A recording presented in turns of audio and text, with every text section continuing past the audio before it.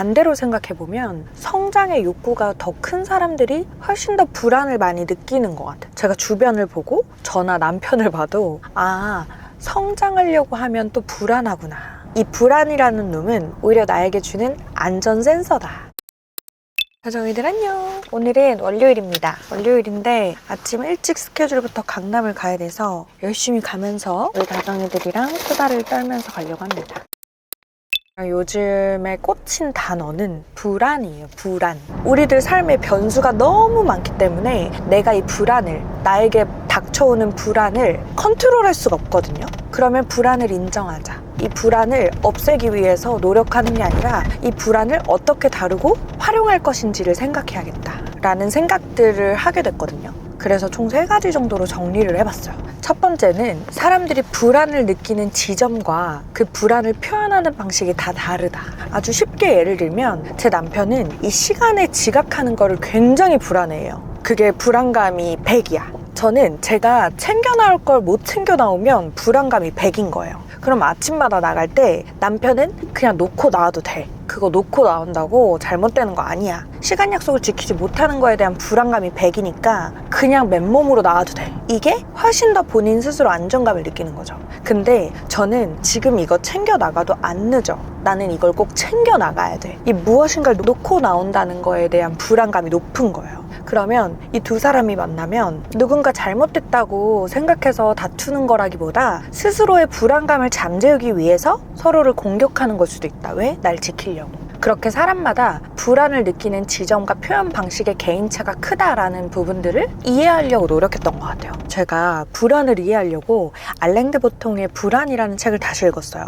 되게 새롭게 느껴지는 문장 하나가 있었어. 불안은 현대인들이 치러야 되는 대가다. 우리가 타인과 자신을 비교하고 더 나은 삶을 열망하는 한 불안은 사라지지 않는다 라고 하는 거예요. 특히 핸드폰만 켜만 보이는 타인의 삶에 살고 있는 우리는 더더욱 그럴 것 같아요. 우리나라가 K 컨텐츠도 유명한데 SNS나 유튜버들도 되게 뛰어나잖아요. 우리는 눈만 떴다 하면 타인과 비교할 수밖에 없는 환경에 있는 것 같아. 근데 또 다정이들 반대로 생각해보면 성장의 욕구가 더 큰 사람들이 훨씬 더 불안을 많이 느끼는 것 같아요. 제가 주변을 보고 저나 남편을 봐도 어떠한 고민거리가 문제 해결에 가까이 있으니까 악몽도 꾸고 잠도 안 오고 그리고 불안감이 드는 것도 있거든요. 왜냐면 더 나은 삶을 살기 위한 고민이고 타인의 욕망을 또 욕망하려고 하는 인간의 본능이기 때문에 성장하려고 하면 또 불안하구나 라는 이런 성장의 신호로 받아들여도 좋겠다라는 생각이 들었어요. 제가 좋아하는 롤로 메이라는 심리학자가 있어요. 이 롤로 메이는 불안을 이렇게 정의하더라고요. 살면서 마주하는 정상적인 불안은 우리가 무언가 새로운 것을 시도하고 가치 있는 일을 지키려 할 때 나타나는 자유의 증거이다. 그치, 불안은 더 나은 삶을 살기 위해서 나에게 찾아오는 선물 같은 것이기도 하고 또 이 불안 때문에 내가 고민하고 성찰해서 문제 해결을 하려고 노력하는 거고 그리고 이 불안하다는 거는 어떠한 일에 책임을 지기 위해 고심하고 고뇌하는 순간을 주는 것이구나. 오히려 이 불안감을 느끼지 않는 거는 내 삶과 누군가와 섞는 삶에 책임을 지지 않는 거구나. 그런 생각이 들었어요. 제가 2017년 창업하고 사실 대부분의 날들이 불안했거든요. 내년에는 우리가 잘할 수 있을까? 이번 달에도 안정적으로 인건비가 나올 수 있을까? 그리고 저희는 광고회사이기 때문에 내년에도 이 브랜드가 우리랑 함께 일해줄까? 연간 계약을 따낼 수 있을까? 매일 불안했어요. 그런데 제가 굉장히 큰 부귀영화를 누리고 싶어서 돈을 많이 벌고 싶어서 불안하고 고민했던 게 아니거든요. 책임을 지고 싶어서 더 나은 우리의 팀과 나의 삶을 만들고 싶어서 책임을 지려고 계속 왔던 불안인 것 같아요. 제가 만약에 이 불안을 느끼지 않고 천하태평으로 있고 해피하잖아요? 그럼 회사문 닫는 거야. 그리고 무책임하게 팀원들 월급 안 주거나 늦게 주거나 파산 신청하는 거야. 그래서 이 불안이라는 놈은 나를 괴롭히는 게 아니라 오히려 나에게 주는 안전 센서다 라고 생각을 했는데 이 불안의 센서가 막 울릴 때 당황하기보다 내가 지금 이 일을 되게 중요하게 생각하고 있구나, 굉장히 신경을 많이 쓰는 일이구나 라고 나 스스로를 좀 다정하게 이해하고 알아차려줬으면 좋겠어. 인간관계나 연애에서 느끼는 불안은 되게 크게 2가지로 나뉘는 것 같은데 첫 번째는 상실에 대한 두려움. 내가 이 사람을 잃을까봐, 내가 가진 걸 뺏길까봐 이런 상실에 대한 두려움 때문에 불안함이 큰 거지. 그래서 관계 속에서 좀 불안감을 느끼는 예시를 들면 이 썸 탈 때나 연애할 때 상대방이 답장을 늦게 보낼 때 그때 갑자기 불안 센서가 발동하면서 별의별 생각을 다 하는 거야. 그냥 단순히 바쁘겠지, 일 끝나면 연락하겠지 라고 생각하는 게 아니라 나에게 마음이 떠났나? 내가 완전 후순인가? 내가 방금 말한 게 실수였나? 이 메시지를 삭제할까? 혼자 수만 가지의 시나리오를 다 쓰는 거예요. 그러니까 타인은 그렇게 깊고 혹은 그렇게 얕게 생각하지도 않는다. 두 번째는 내가 가면을 벗었을 때 나를 떠날까 하는 불안함, 이건 것 같아.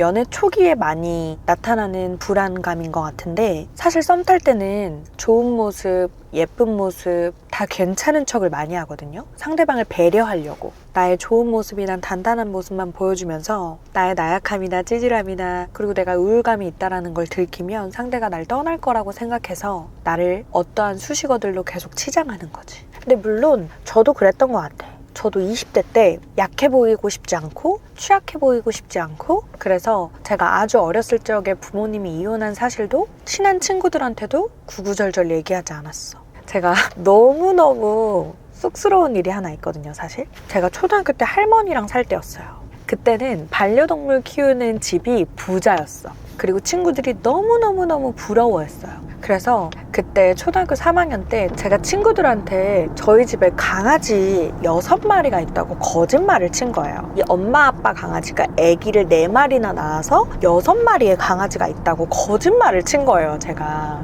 그래서 친구들이 너무너무너무 궁금해하고 사진도 궁금해하고 이랬어요. 그런데 지금 아기가 태어난 지 얼마 안 돼서 보여줄 수 없다라고 하면서 거짓말을 쳤어. 근데요, 어느 날 친구들이 저희 집에 놀러 오게 됐어요. 저는 그 제가 했던 거짓말을 까맣게 잊고 있던 거지.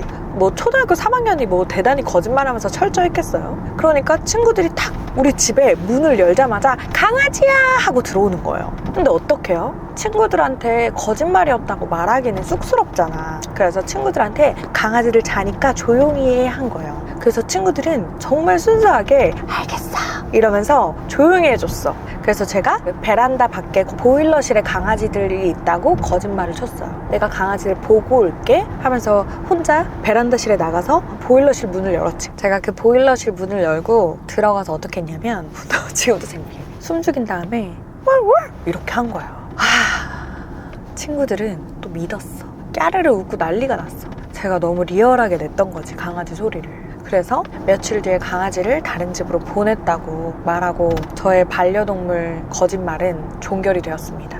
근데 그 초등학교 때 친구들이랑 이제 술자리에서 그때 사실 강아지를 키우지 않았었고 내가 내 입으로 소리를 낸 거다 라고 얘기를 했는데 나한테는 너무 창피해서 한 20년을 꾹꾹 눌러 담았던 그 일이었는데 친구들은 그랬어? 하면서 바로 주제가 넘어가는 거예요. 그 친구들한테는 그게 별로 중요한 내용이 아니었던 거지. 다른 사람들은 그렇게 나의 그때 그 희대의 거짓말을 그렇게 크고 중요하게 생각하지 않는구나.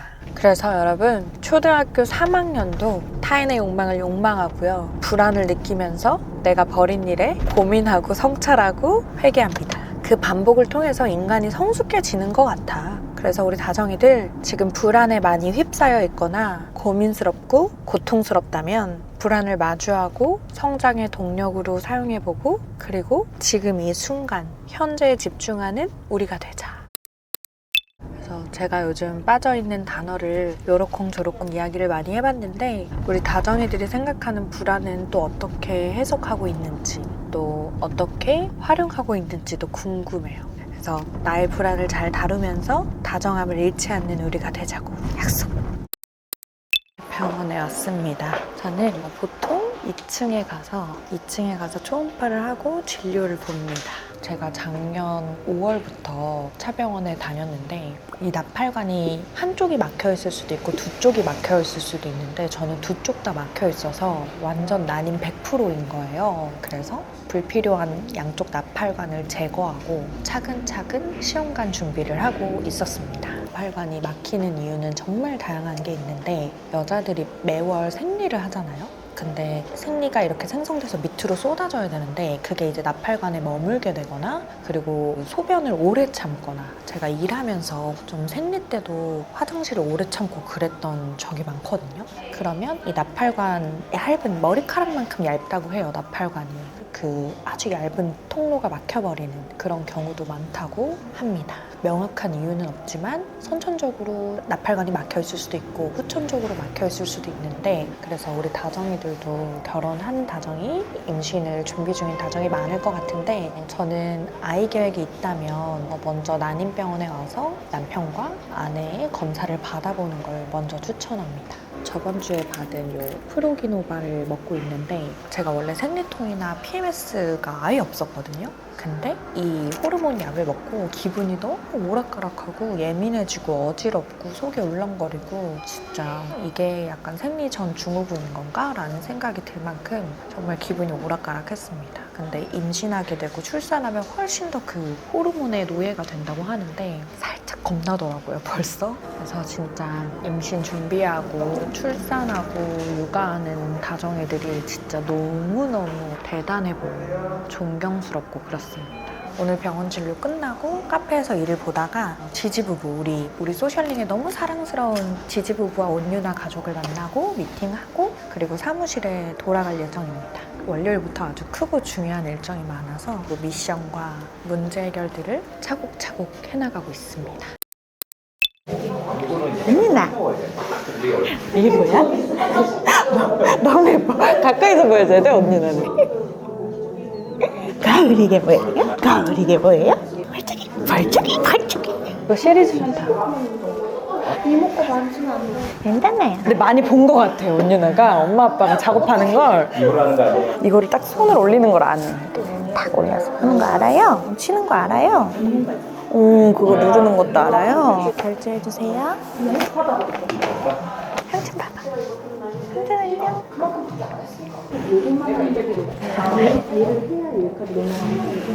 응?